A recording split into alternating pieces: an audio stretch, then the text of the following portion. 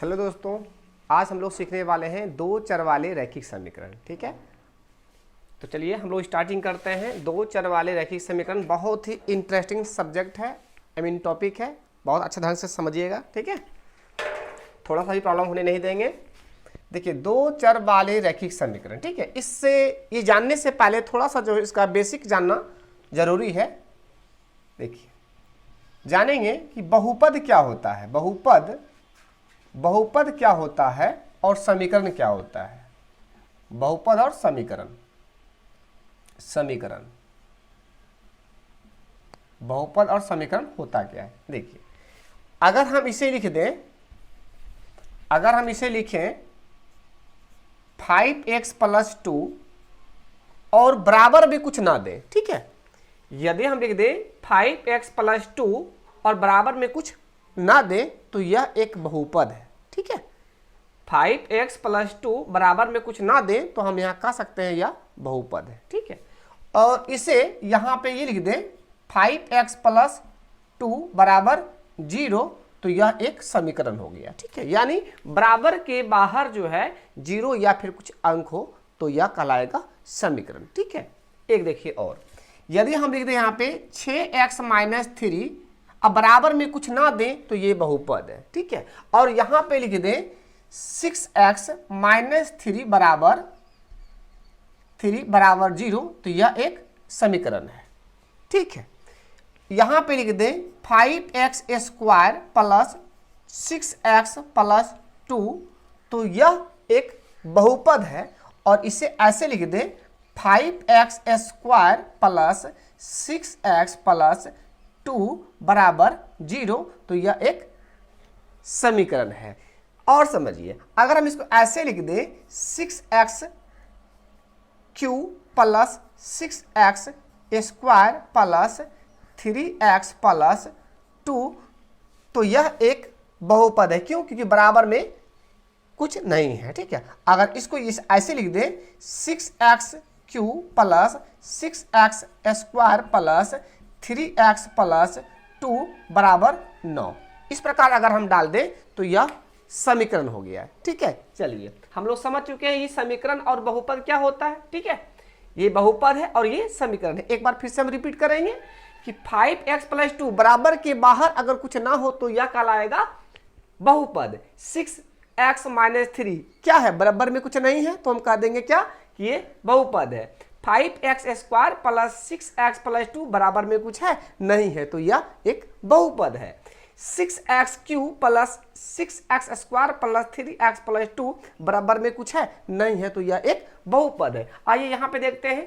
देखिए, यहाँ पे यही चीज लिखा गया है 5x + 2 = 0 है, यानी बराबर में कुछ ना कुछ है तो यह कहलाएगा समीकरण। चलिए ठीक है, समीकरण और बहुपद समझ में आ गया है आपको। चलिए आप थोड़ा सा यहाँ देखते हैं, है ना, चर क्या होता है। ठीक है, यानी देखिए ये चर हो गया। ठीक है, ये चर है, ये क्या है, ये चर है, ये चर है यानी x, यानी ABCD का जितने भी अक्षर है ना उसे चर कहेंगे। ठीक है, और ऐसे समझ लीजिए कि चर वह कहलाता है जिसका मान हमेशा बदलते रहता है। देखिए, कभी कभी हम लोग बनाते हैं तो क्या आता है, x = 2 आता है, कभी x का मान 3 आता है, कभी x का मान 4 आता है, x का मान 5 आता है, हमेशा बदलते रहता है तो हम कह सकते हैं कि ये चर राशि है। ठीक है, और एक अचर होता है जिसका मान हमेशा नहीं बल्कि कभी बदलता ही नहीं है, जैसे कि 1, 2, 3, 4 इसका मान बदलता है नहीं। आज भी हम 1 को 1 पढ़ते हैं और कल भी हम 1 को 1 भी पढ़ेंगे। ठीक है,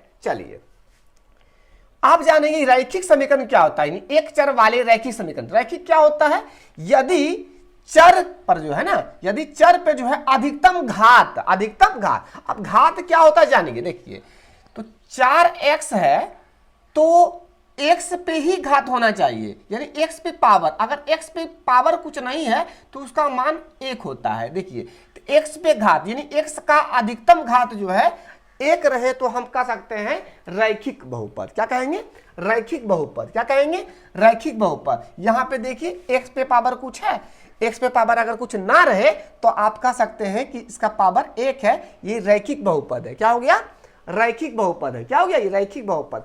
यहां पे देखिए तो x पे पावर कुछ है नहीं है तो x पे पावर कुछ नहीं है तो इसका मान हो गया 1, तो हम कह सकते हैं ये रैखिक समीकरण है। क्या हो गया? ये रैखिक बहुपद है और ये रैखिक समीकरण है। फिर देखिए यहाँ पे 6x माइनस 3 है ना, 6x माइनस 3 है। देखिए चर पे देखिए, हमेशा पावर जो है ना, घात जो है वो चर पे रहेगा। तो x पे घात क्या है? कुछ नहीं है, तो हम कह सकते हैं यहाँ पे 1 है, तो हम कह देंगे कि ये जो बहुपद है ये रैखिक बहुपद है। क्या कह देंगे? रैखिक बहुपद है। और यहाँ पे आइए तो 6x माइनस 3 बराबर 0 है ना, यानी बराबर के बाहर में कुछ ना कुछ अंक है, तो इसे क्या कह देंगे? ये तो बहुपद नहीं है, समीकरण है। तो ये कौन सा समीकरण है? तो ये रैखिक समीकरण है। क्या हो गया? रैखिक समीकरण। क्या हो गया? ये रैखिक समीकरण हो गया। ठीक है, यानी एक चर वाले है ना, एक चर वाले रैखिक समीकरण। ये भी हो गया एक चर वाले रैखिक समीकरण। देखिए x एक ही है, तो यहाँ पे जो है कर देंगे एक चर वाले रैखिक समीकरण। और यहाँ पे हो गया 5x स्क्वायर। देखिए 5x square plus 6x plus 2 है, तो ये क्या हो गया? द्विघात बहुपद हो गया। क्या हो गया? ये रैखिक बहुपद हो गया, ये द्विघात बहुपद हो गया। क्यों? क्योंकि x पे पावर जो है 2 है, यानी x पे पावर अगर 2 हो, है ना, तो हम कह देंगे कि ये द्विघात बहुपद है, यानी घात जो है 2 है, तो ये द्विघात बहुपद हो गया।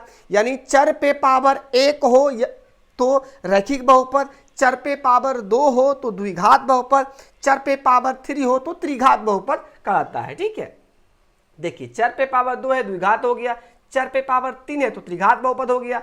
तो उसी प्रकार यहां पे हम कह देंगे, देखिए चर पे क्या, चर पे पावर 1 है, कुछ नहीं है तो 1 है, तो ये रैखिक समीकरण हो गया। ये भी हमारा हो गया 6x माइनस 3 बराबर 0, तो ये रैखिक समीकरण हो गया। और यहाँ पे देखिए तो 5x square plus 6x plus 2 बराबर 0 है, तो ये कौन सा बहुपद हो जाएगा? कौन सा समीकरण हो जाएगा? ये हो जाएगा द्विघात समीकरण। क्या हो जाएगा? द्विघात समीकरण। क्या हो जाएगा? द्विघात समीकरण। ये क्या हो जाएगा? 3 देखिए, यानी 4। अधिकतम घात क्या है? सबसे ज्यादा बड़ा घात 3 है, तो ये हो गया हमारा त्रिघात समीकरण, है ना, त्रिघात समीकरण। और हमें जानना है क्या, है ना, दो चर वाले देखिए, दो चर वाले रैखिक समीकरण। तो यहां पे देखिए 2 चर है, x ही है ना, यहां पे देखिए x एक ही है ना, यहां पे देखिए यहाँ x ही है ना, तो ये रैखिक समीकरण ना। क्या हो गया जी? चलिए अब थोड़ा जानते हैं हम आगे, थोड़ा सा और विशेष जानना पड़ेगा आपको। देखिए अब यहां पे हम लिख देंगे 4x प्लस 2y बराबर 0, है ना। तो यहां पे देखिए 4x प्लस 2y बराबर 0, तो यहां पे देखिए चर कितने हैं? देखिए चर एक यहां पे है, ठीक है, एक चर यहां पे है और एक चर जो है यहां पे है ना, एक चर यहां पे है और एक चर यहां पे है। तो कौन सा समीकरण कहलाएगा? दो चर। देखिए x और y कितने चर हो गए? दो चर। हम लोग यही पढ़ने वाले हैं, दो चर वाले रैखिक समीकरण। यानी कहने का मतलब है चर हमारा 2 रहेगा और घात हमेशा 1 रहेगा। ठीक है, यदि x पे पावर कुछ नहीं दिया हुआ है तो हम कह सकते हैं कि x पे पावर जो है 1 है, y पे देखिए पावर कुछ नहीं है तो हम कह सकते हैं कि y का घात 1 है। ठीक है, फिर और एग्जांपल ले लेते हैं। देखिए यहाँ पे यदि हम कह देंगे 5x प्लस 2y बराबर 10, 9x प्लस 2y बराबर 7, 8x प्लस 9y बराबर 10, कुछ भी हो सकता है। देखिए यहाँ पे कितना हो गया? चर कितने हो गया? देखिए एक चर है, दो चर हो गया। और चर पे पावर क्या है? कुछ नहीं है तो 1 है, कुछ नहीं है तो 1 है, यानी 2 चर हो गया ना हमारा। तो यही हम लोग पढ़ने वाले हैं, 2 चर वाले रैखिक समीकरण।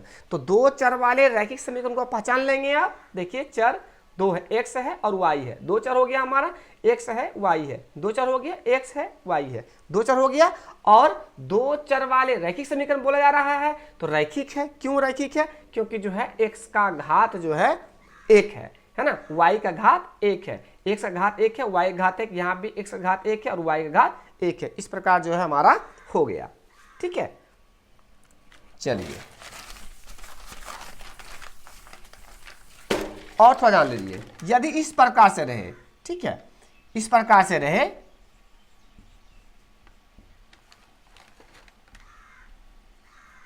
देखिए यहाँ पे, तो यहाँ पे चरों की संख्या क्या हो गया, देखिए थे यहाँ पे एक चर ये हो गया, एक चर ये हो गया है ना, एक चर ये हो गया, दूसरा चर ये हो गया है ना, और तीसरा चर ये हो गया। तो इसको हम क्या कहेंगे, तीन चर वाले कहेंगे, है ना, तीन चर वाले रैखिक समीकरण लेकिन कहेंगे, है ना, तीन चर वाले रैखिक समीकरण। देखिए यहाँ पे x है तो इसका पावर क्या हो गया, सॉरी यहाँ पे जो है ना, यहाँ पे कह देंगे x है, y कह देंगे, सॉरी, है ना, x y z, चरों की संख्या क्या हो गया, तीन हो गया, है ना, देखिए x y z। लेकिन ये भी हो गया तीन चर वाले रैखिक समीकरण, तीन चर वाले रैखिक समीकरण, है ना, वाले रैखिक समीकरण हो गया हमारा, है ना। देखिए यहाँ पे x है, y है, z है, और सभी पे घात जो है 1 है। हमें क्या पता है कि यदि चर पे घात कुछ ना हो तो उसका मान 1 होता है। तो यहाँ क्या कहलाया, तीन चर वाले रैखिक समीकरण, क्योंकि चर की संख्या 3 है और घात 1 है, तो क्या कहलाएगा, रैखिक कहलाएगा। तो तीन चर वाले रैखिक समीकरण। अगर यहाँ पे इस प्रकार से हम कह दें, पहले समझ सीखिए बात को सही से, अगर यहाँ पे 5x plus 2y plus 9z plus 2b अगर हम कह दें तो हम कह सकते हैं क्या, देखिए 1 2 3 4, है ना, तो कितने हो गए, चार चर वाले रैखिक समीकरण, चार चर वाले रैखिक समीकरण इसको कह देंगे। ठीक है, आप लोग को समझ में आ गया होगा। चलिए और थोड़ा समझेंगे। देखिए यदि हम इसको कह दें, इस प्रकार से लिख सकते हैं कि 4x² प्लस 2y प्लस 3, है ना। तो ये क्या कहलाया, ये क्या कहलाएगा, यानी चर हमारा एक ये चर है, ठीक है, एक ये चर है ना, तो दो चर वाले, ये कहलाएगा दो चर वाले द्विघात समीकरण। दो चर वाले चर, देखिए x यहां पे है और y यहां पे, कितने चर हो गए, दो, तो ये हो गया दो चर वाले रैखिक समीकरण नहीं होगा, ये दो चर वाले द्विघात समीकरण, है ना, दो चर वाले द्विघात समीकरण क्या करा जाएगा, लिख देंगे इसको दो चर वाले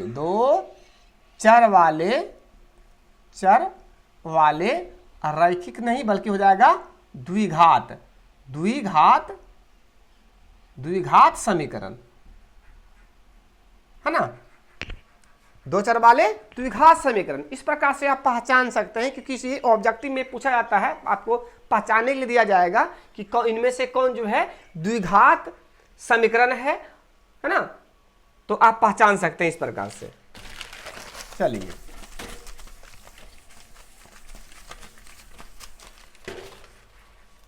आगे जो है नेक्स्ट वीडियो में आपको बताया जाएगा। ये आपका बेसिक था, आपको ये जानना बहुत ही जरूरी था। नेक्स्ट वीडियो में आपको मैं इससे आगे बताऊंगा। ठीक है।